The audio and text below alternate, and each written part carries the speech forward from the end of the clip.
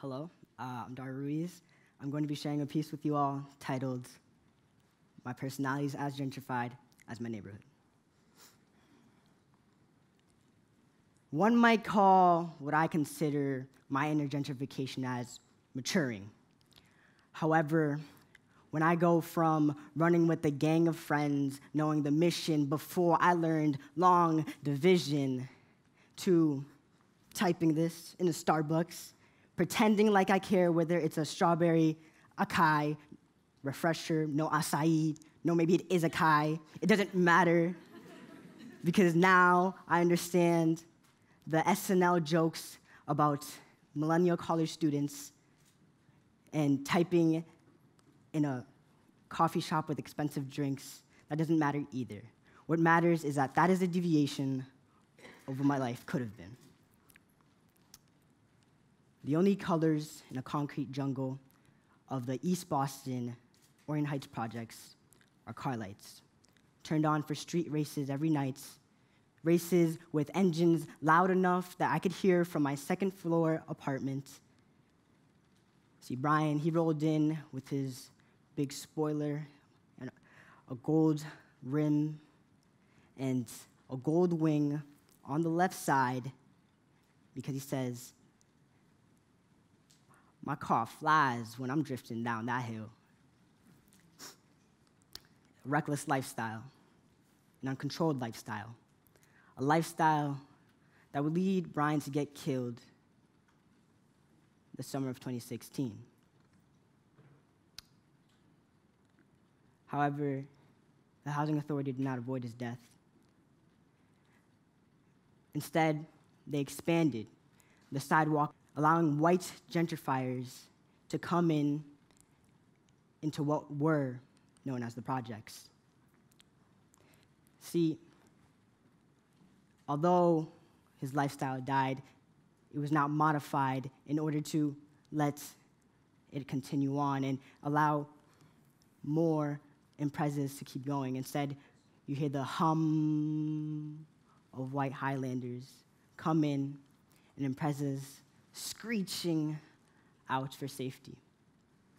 If presentation is key, riddle me this. The presentation of gentrification is now viewed as renovation, and so the interpretation is now lost in the matrix, the same matrix that is disregarding the consideration of resisting neighborhoods. Is what it sounds like when your landlord places an eviction notice and begins to quote policies that haven't been in place over 50 years. So what is he really talking about?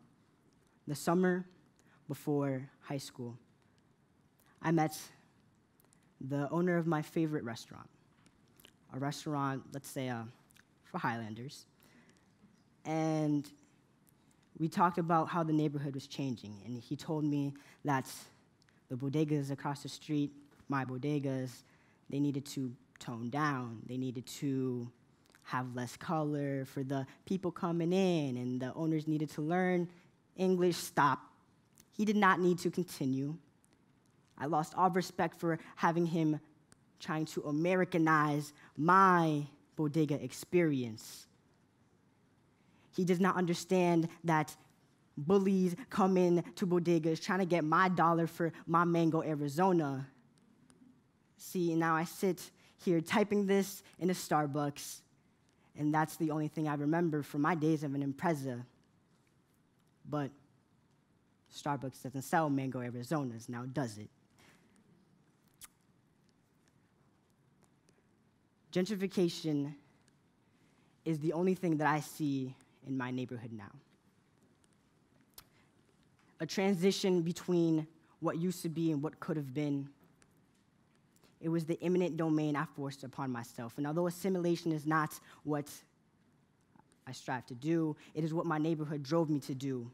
Y'all say monkey see, monkey do. I saw, and I did what my neighborhood did too. So I would like to tell you all, join me for a ceremony. We all gathered here today for our loss of our loved ones, for a neighborhood that no longer has the freedom of expression, no longer has a culture to express for the next generation. A generation of youth that will never get to see the Hispanic culture hub that I knew East Boston as. For my bank account, because I spend too much on the Starbucks when a lemonade is $3 and a mango Arizona is $1. And for a youth himself, adding fire to the flame to a conversation that people choose to avoid. No one says that it will always be the same. No one said things will be difficult. However, I spend my money on Starbucks and Arizona's knowing that my mom can barely pay bills, and I struggle just to see my friends go away. Where do they go? I don't know. They see one day the townhouses, the next day apartment buildings, one day apartment buildings, the next day townhouses. Freshman year, I'm riding on the 120 bus, the only bus scraping the edge of the Orient Heights projects. And it's my time machine. However, I'm not going back to the future. I'm going back to where they wanted me.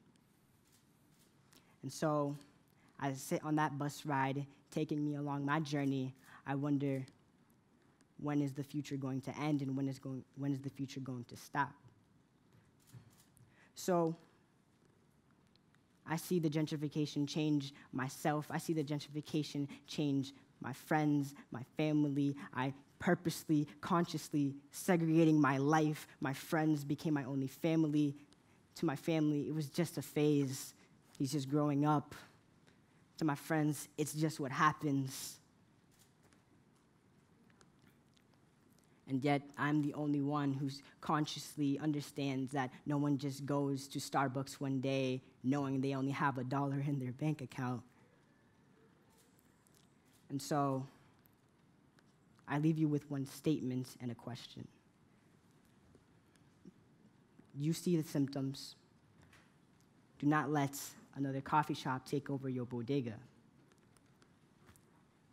Do you understand that success in America is white, that I went from rags to riches, trying to seek out privilege, knowing that the process will turn me white? Did I understand that the way I dress to my friends can now be considered white? Now let's take this moment of silence. Thank you.